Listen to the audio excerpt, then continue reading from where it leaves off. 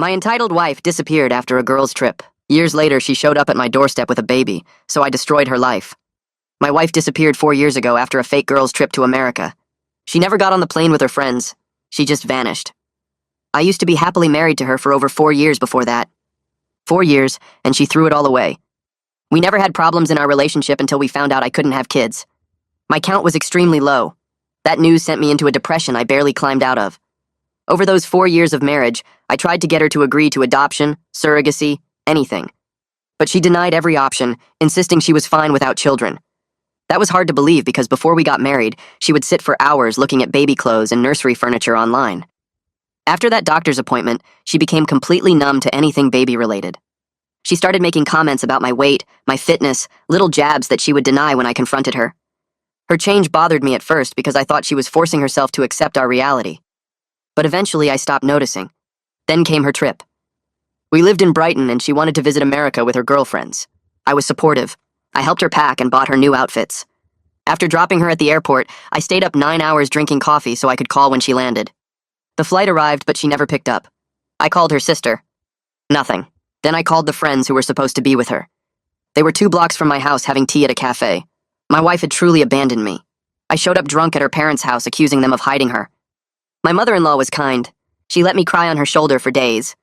It took 2 years of therapy before I stopped having nightmares about her lost somewhere waiting for me to rescue her. But I didn't give up. I started going on golf trips again, going to pubs with my friends, joining the gym. I got promoted at work. My life was finally moving forward. Then, almost 4 years after she disappeared, I opened my front door and found my wife standing there with a baby in her arms. She looked exhausted, thinner than I remembered. The baby was maybe 6 months old. She smiled at me like no time had passed and said she was sorry, that she made a mistake, that she wanted to come home. I asked her whose baby that was. She said it was hers. I asked who the father was. She went quiet for a long moment, and then said it didn't matter because he was gone now and she needed help. She said she had nowhere else to go. I stood in my doorway looking at the woman who had destroyed me, and I felt absolutely nothing. I asked her where she had been for 4 years.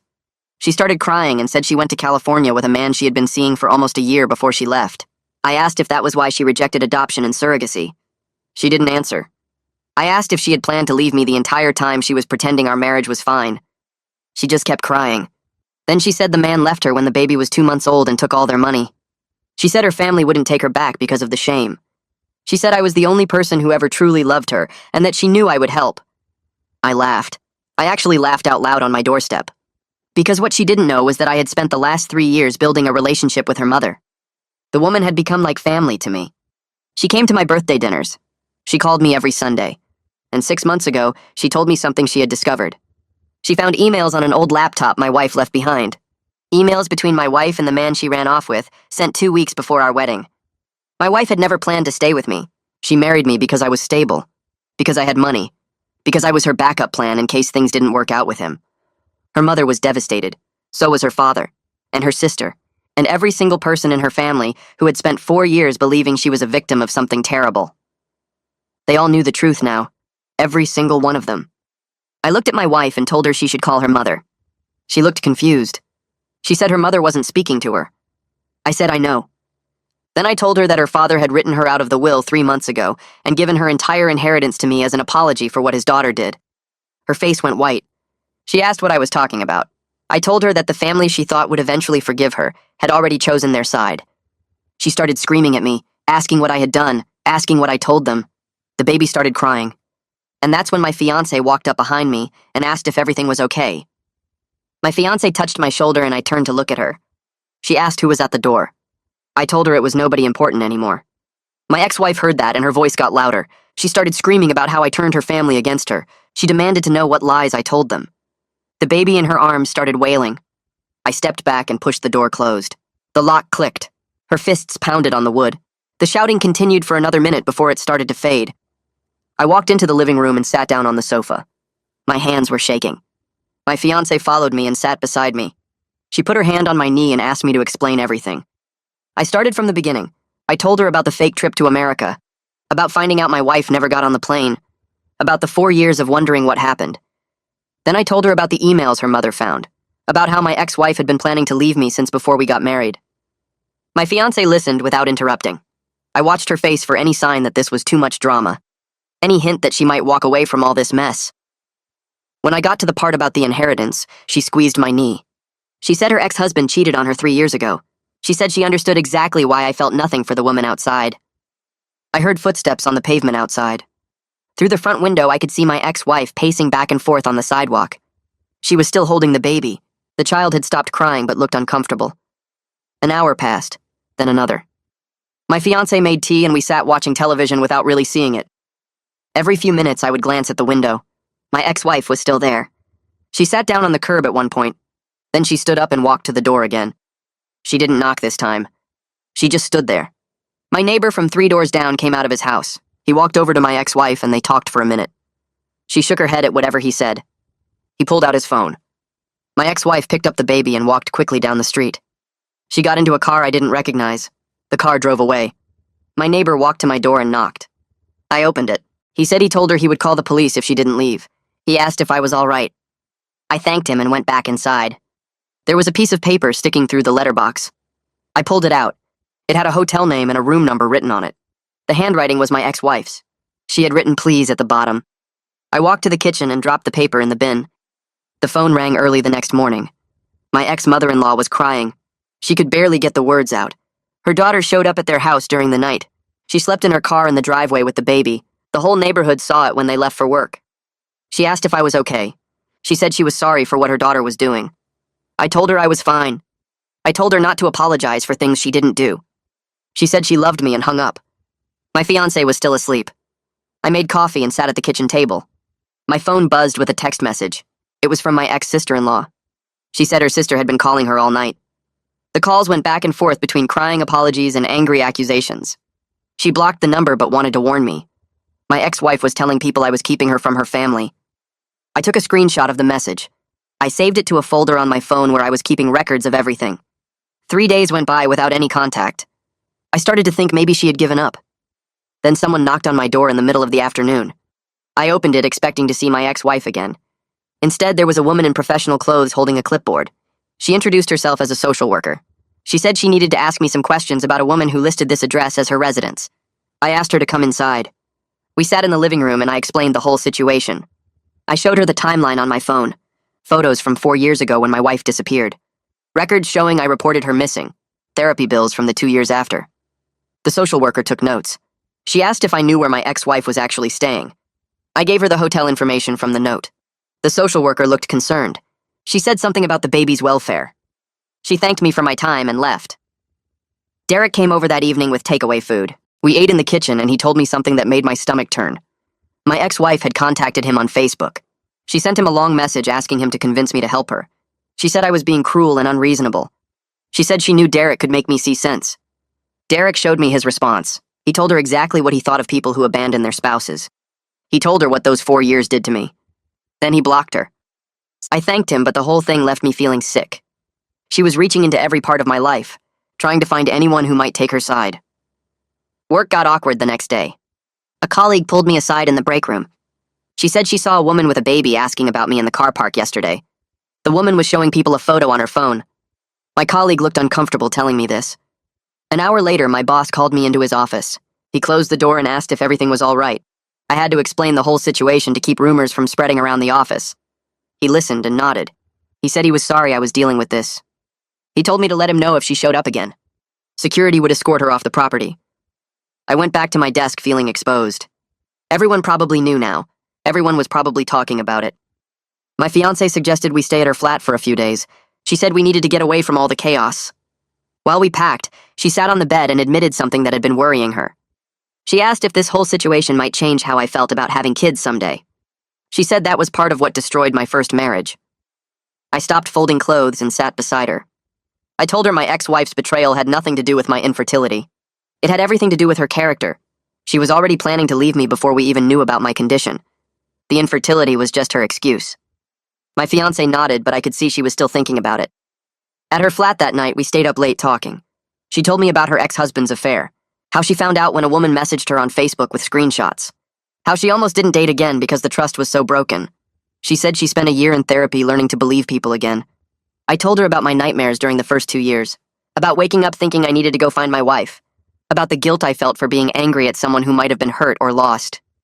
We talked about how we both rebuilt ourselves piece by piece, how we found each other when we were finally ready, how we weren't going to let my ex-wife's return damage what we built together. She fell asleep with her head on my chest. I lay awake for a while thinking about how different my life was now compared to 4 years ago. How much stronger I was. How much clearer I could see things. The next morning, my ex-father-in-law rang me while I was making breakfast. His voice sounded tight when he started talking. He told me his daughter had been posting all over social media for the past 2 days. She was writing long paragraphs about how her family abandoned her when she needed them most. She made herself sound like a victim of cruel parents who turned their backs on their daughter and grandchild. She left out every single detail about the affair, the planning, the emails before the wedding. She made it sound like she just made one mistake and everyone punished her for it. He said people were commenting on the posts telling him he should be ashamed. Neighbors were asking his wife why they wouldn't help their own daughter. He sounded furious but also tired. He told me his solicitor was drafting a cease and desist letter. They were going to demand she take the post down, or they would release the actual timeline of events. He apologized for his daughter dragging me back into this mess. I told him it wasn't his fault. After we hung up, I sat at the kitchen table staring at my toast. My fiancé came downstairs and asked what was wrong. I showed her my phone. My ex-wife had tagged me in one of the posts even though I had blocked her years ago. The post was still visible because someone had screenshotted it and sent it to me. She wrote about how I turned her family against her with lies, how I poisoned them because I couldn't forgive her for one mistake. I felt sick reading it. A week crawled by. I tried to focus on work, but my mind kept wandering. Then a thick envelope arrived in the post. It was from a legal aid office. I opened it standing in my hallway. The letter requested child support on behalf of my ex-wife. It claimed we were still legally married when the baby was conceived. That part was technically true even though we had been separated for years. The letter said I had a legal obligation to support the child. I read it 3 times trying to understand how this was even possible. I called my solicitor immediately. She listened to everything, and then told me this was a desperate move. She explained that my medical condition made it impossible for me to be the father. She said we would need to provide documentation, but this attempt wouldn't hold up in any court. She told me not to worry, but I was worried. I was angry. I kept thinking about how my ex-wife was trying every possible angle to trap me. First, she showed up at my door. Then she tried to use her family. Now she was using the legal system. My fiancé found me pacing in the living room that evening. She took the letter from my hands and read it. Then she hugged me and said we would get through this together. My therapy appointment was 2 days later. I walked into the office feeling wound up and tense. My therapist sat down across from me with her notebook. I told her everything about the legal aid letter, about how my ex-wife was trying to force me to support a child that wasn't mine, about how angry I felt that she thought this would work. She listened without interrupting. When I finished, she asked me how this situation was different from 4 years ago. I thought about it. 4 years ago, I would have been devastated. I would have felt guilty. I would have wondered if maybe I should help anyway. Now I just felt angry that someone was trying to manipulate me. She nodded and said that was growth. She reminded me that healing isn't a straight line. Sometimes old wounds get poked and we feel things we thought we had processed. She said the important thing was that I knew my boundaries now. I knew what I would and wouldn't accept. I left the session feeling more centered. The anger was still there, but it felt manageable. I could handle this without falling apart. 3 days after that, my ex-sister-in-law texted asking if we could meet for coffee. I agreed, and we met at a small place near the seafront. She looked uncomfortable when she sat down. She ordered a tea and then told me something that made my stomach turn. Her sister had finally admitted the truth about the baby's father. He hadn't just left her. He was married the entire time. His wife found out about the affair when my ex-wife was 7 months pregnant. The wife confronted them both and the man chose his marriage. He cut off all contact with my ex-wife and threatened legal action if she tried to claim he was the father. My ex-wife had been the other woman in someone else's marriage. She had destroyed another family the same way she destroyed ours. The sister looked disgusted as she told me this. She said she couldn't believe her sister had learned nothing, that she had just moved from one bad decision to another. I sat there holding my coffee cup thinking about how my ex-wife expected me to sympathize with her. She expected me to help her after she had done to someone else exactly what she did to me. The poetic justice of it was almost funny. Almost. 2 weeks after the doorstep scene, I was at my desk at work when an email came through. It was from my ex-wife. I had no idea how she got my work address. The email was long and rambling. She wrote about how the man had promised to leave his wife for her, how he said they would build a life together in California, how he made her believe she was special. She wrote about feeling used and discarded, about being a victim of lies and false promises. She actually expected me to sympathize with her, to understand what it felt like to be betrayed by someone you trusted. I read the whole thing twice, then I forwarded it to my solicitor without typing a single word in response. I deleted the email from my inbox and blocked the address. My hands were shaking slightly, not from sadness or guilt, from pure irritation that she thought this would work, that she thought I would read about her being the other woman and somehow feel sorry for her. That evening, my fiancé and I sat in her flat talking about the engagement party. We had been planning it for months, but now she suggested we move the date up. She said we needed something positive to focus on, something that was about us and our future instead of my past. I agreed immediately. We spent the next 2 hours making lists and sending messages. We decided to invite my ex-in-laws because they were family to me now. We invited my best mate and our closest friends. Planning something joyful together made me feel lighter, like we were taking control of the narrative instead of letting my ex-wife's return define everything. My fiancé smiled more that evening than she had in days. We talked about flowers and food and music, normal things, happy things, things that had nothing to do with the chaos of the past few weeks. The social worker rang me the following Tuesday.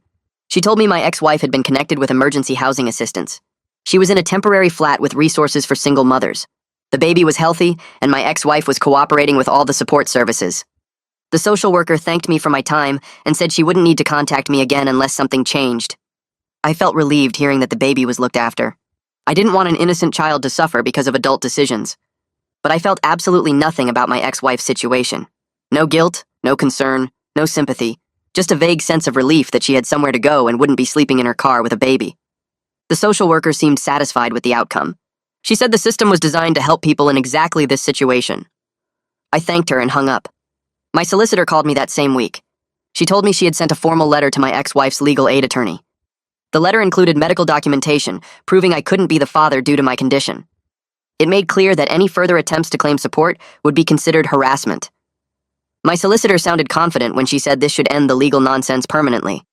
She told me to contact her immediately if my ex-wife or her attorney reached out again. I thanked her and felt another weight lift. The legal threat was handled. The baby was safe. My ex-wife had housing and support. There was nothing left for me to do. Nothing left for her to demand from me.